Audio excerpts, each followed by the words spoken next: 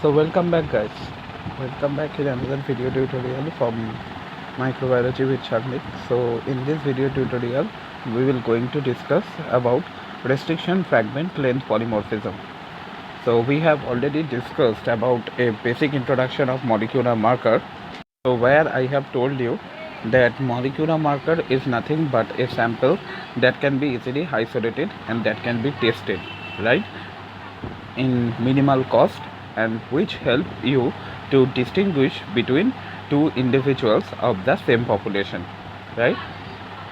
So now we will going to discuss about one type of molecular marker, that is restriction fragment length polymorphism. Okay, so let's discuss about the history of the restriction fragment length polymorphism, how it is created. So it was developed by Sir Alex Jeffreys in 1984. Okay, it is very important to focus on the year, because remember it very carefully that in 1984 we don't have any kind of PCR, right? So it is quite significant that in pre-PCR era, Sir Eric Jeffreys developed a molecular marker named Rflp that help us in various aspects, right? We will going to discuss. So he uses the technique of Southern blotting, which is developed by Edwin Southern. We have discussed about Southern blotting in couple of videos in earlier in 1973, right? So although I will again going to repeat it, that Southern blotting is nothing but a DNA detection technique. Okay, so discovered this restriction fragment length polymorphism, or Rflp. That means that Rflp is nothing but a application of Southern blotting. Okay, that was constructed by Sir Alex Jeffreys in 1984. Although nowadays this technique is completely obsoleted, but Rflp, remember it very carefully for MCQ purpose, was the first DNA profiling technique, inexpensive enough to perform in widespread applications. Okay, so in introductory part we have learned that Rflp, or restriction fragment length polymorphism technique, was developed by Sir Alex Jeffreys in 1984, right? And it is based on the technique Southern blotting. Okay, so now let's move to the next part. So now it is important to focus on the full form of Rflp, that is restriction fragment length polymorphism. Okay, so what does it mean? So if we split the first two terms, that is restriction fragment, that means here we are using restriction endonuclease, that is more or less clear, right? And length polymorphism, that means here we are trying to visualizing the polymorphism in the length of a specific DNA sequence. Okay, so that what I have written here. This technique uses restriction endonuclease, and this technique also look for variation in homologous DNA sequence known as polymorphism. Okay, so now it is important to understand about what is polymorphism. So I have already told you about polymorphism in my previous video, that it is nothing but a variation in specific DNA sequence between among different individuals or population, right? This polymorphism will help us to distinguish between a human X and Y, right? So polymorphism as related to genomics refers to the specific variation, right? It is the presence of two or more variant form of a specific DNA sequence that can occur between different individuals or population. Okay, due to this polymorphism, you have a difference, or you are different from your friend, right? I have discussed it in my previous video, right? So here we are using a specific type of sequence called variable number of tandem repeat segment. Okay, we will, if you remember about the basic concept of Southern blotting, then I think you can understand that here there is a step called probe formation, right?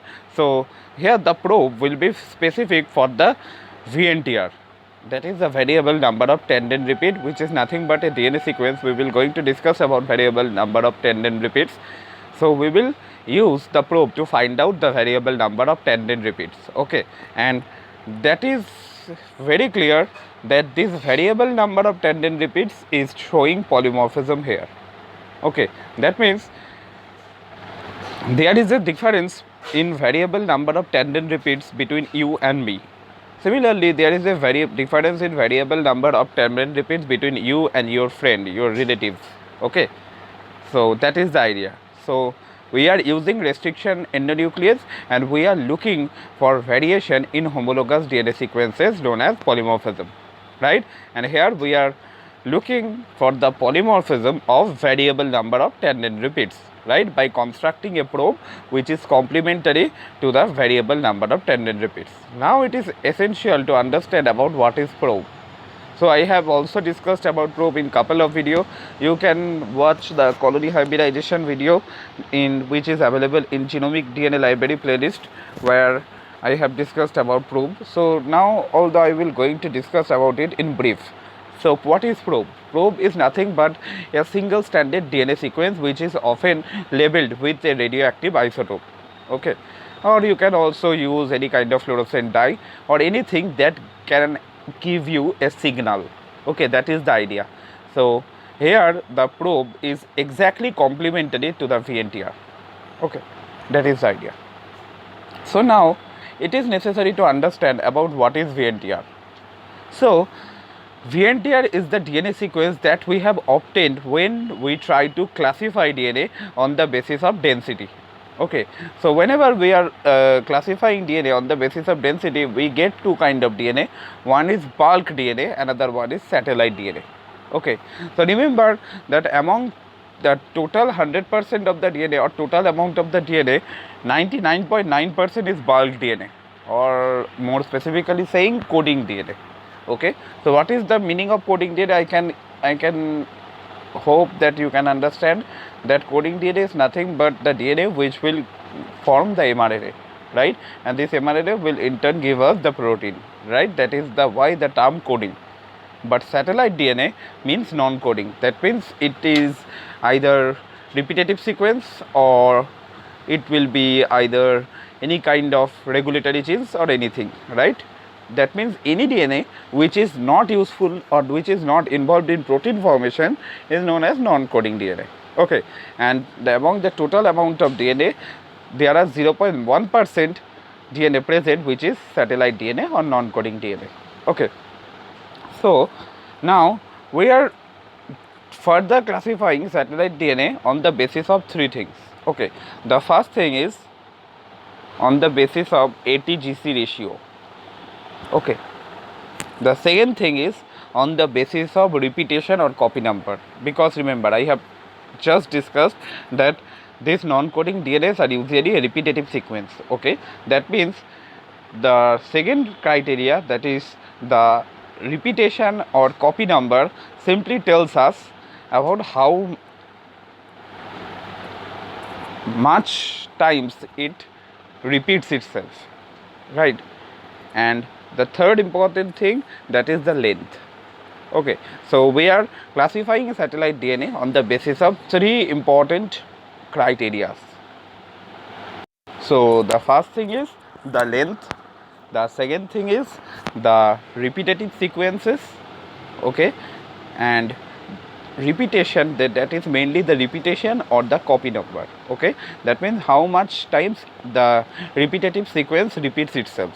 Okay, and the third important criteria is the ATGC ratio.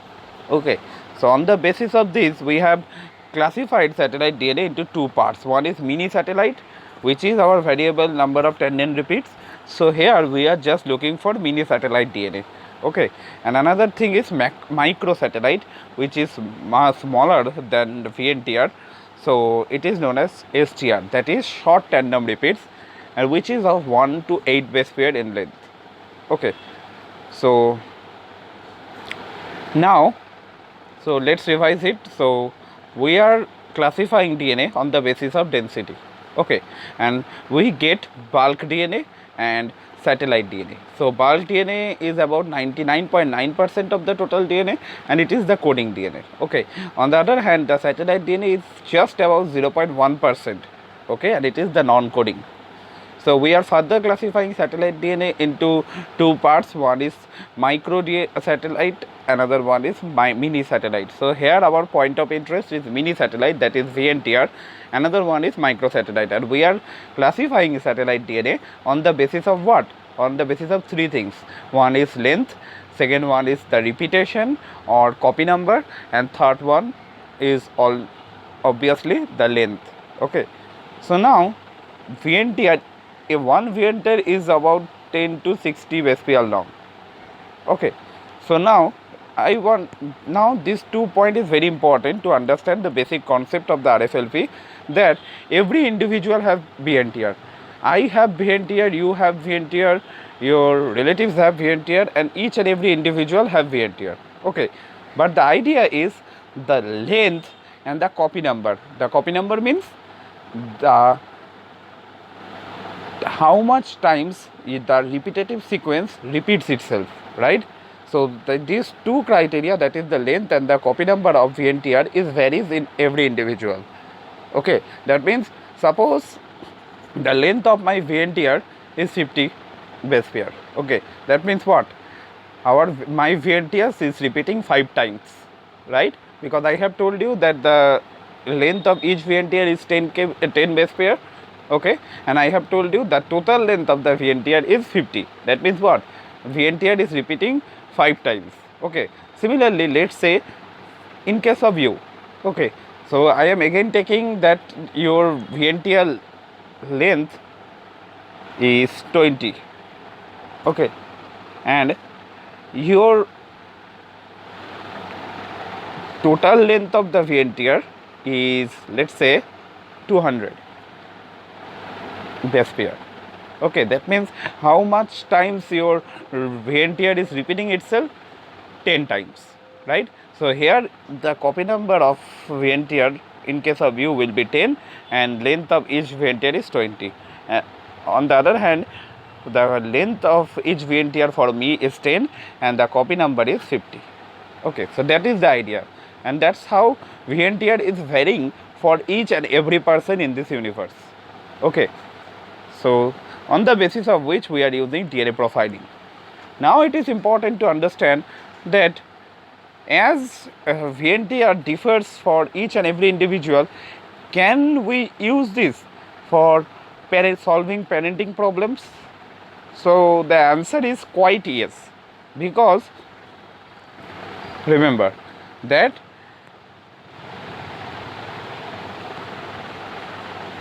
in you, one gamete is coming from your father and another gamete is coming from your mother. Okay, that means what? Let's say there is a composition, so 5 Vntr is present in your father and 7 in your mother. Okay, so it can be possible that you should have a medium of this. Okay, because I have told you that one gamete is coming from father and one gamete is coming from mother, so you should have a mixture of these two, right? So there is a chance that the Vntr analysis of you will be in middle of in your father and mother. Okay, you can understand, we're going to discuss it in more details. So now that it is time to understand the process. Okay, so our restriction fragment length polymorphism is mainly useful for any crime scene testing. Okay, that means whenever you are finding the criminal. Okay, so now let's say in a crime scene you have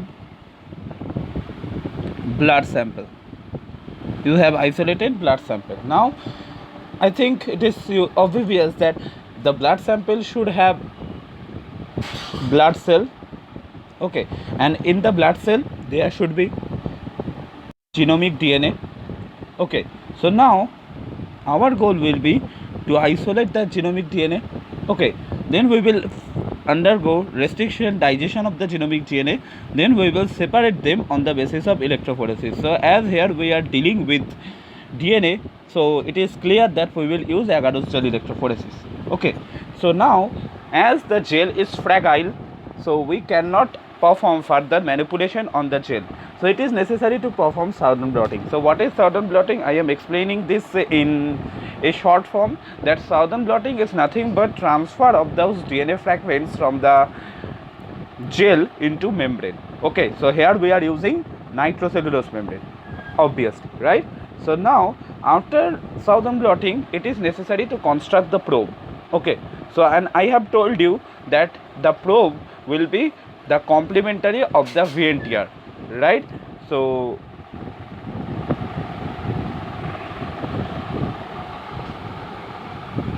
if we develop a probe which is the complementary of the Vntr, so that means what? This probe will find out or hybridize with the Vntr sequences. Okay, so now we have also tagged this probe with, let's say, radio labeled P32. Okay, so now when we will apply autoradiogram, what we will get? We will get a gel or a autoradiogram, commonly known as autoradiogram. In the autoradiogram, you will get only one band, right? And this one band is for what? One band is for the location of the Vntr. This one band or this one spot simply signifies the location of the Vntr. Okay, now let's say you have two suspects, one is suspect 1 and suspect 2, and you have performed the same process for suspect 1 and suspect 2. Okay, and you have your result in case of suspect 2, let's say. That means the probe that you have constructed for finding the Vntr in the blood sample you have get in the crime scene also have the ability to find out another DNA sequence in the suspect 2 individual. So that means what? That means there should be some relation with the crime and the suspect 2, right? So that is the idea, because I have told you that variable number of tandem repeats varies from each and every individual in this universe. Okay, so as the probe that we have constructed to find out the variable number of tandem repeats in the blood samples that we have collected, and this probe also finding another DNA sequence in suspect 2, that means what? That means that the suspect 2 contains that same variable number of tandem repeats as it is present in the blood sample that we have collected from the crime scene. Okay, that means suspect 2 was present somehow or some point of time in that particular area where the crime is held, right? So now this is the use of Rflp. We are using for forensic sciences the Rflp, also parenting testing. So I have explained you the idea that whenever you are using, suppose let's say there is a couple who are claiming a particular child as their child. Okay, so you have performed the Rflp for both the father and mother, and you have also performed the Rflp for the child. Okay, so now suppose you have get the band for father here. Okay, and you have also a autoradiogram where you are getting the band for mother here. Okay, so now in the child's autoradiogram you have the band in between, the father band and the mother band. Okay, that's quite signifies that yes, there can be a possibility that the father and the mother are the biological father and mother of that son, but it is not foolproof. So in most of the cases for parenting testing we are using sequencing. Okay, we are not using Rflp or more good type of molecular markers that we will go to discuss about in our upcoming videos. And we can also analyze the risk of any kind of genetic disease. Suppose let's say in your grandfather or in your, so we can also perform gene mapping studies. So risk analysis for genetic disease, suppose let's say in some families ancestor there is a particular genetic disease, okay, which is for a particular gene types. Okay, so now you have performed the Vntr analysis, that is our Rflp, for that ancestor, and you have also performed that Rflp technique in newborn. Okay, so with the help of this you can analyze the risk of analysis of genetic disease, okay, and gene mapping studies along with parenting testing and forensic services, okay, and but it has some serious limitations. Okay, so the most important is Rflp is extremely slow and time consuming, because we are here performing southern blotting, and southern blotting, the itself capillary process takes a good amount of time, and we are also using probe radiograms and radioisotope detection. So as a result Rflp process become extremely slow, and here so we are also using radioactive probes, and which is quite hazardous, and it also require large amount of the DNA. Okay, so because, and it is not possible for any kind of crime detection, right, because there is very small chance that you get large amount of the DNA in the crime scene. Okay, and we are also told you in the very first starting of that video that Rflp is developed in the pre-PCR era, right? So we cannot have any kind of, we are not having any kind of instrument that will amplify the amount of the DNA. Okay, so that is the reason why in that time increasing the amount of the DNA was not possible.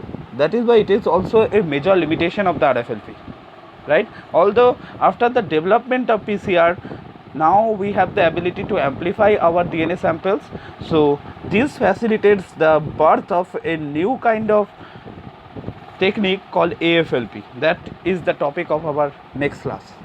Okay, so now, so we have discussed about the restriction fragment length polymorphism very well. So we are using restriction endonuclease, and we are also using the concept of southern blotting, right, with the help of which we are simply analyzing the variation in homologous DNA sequence.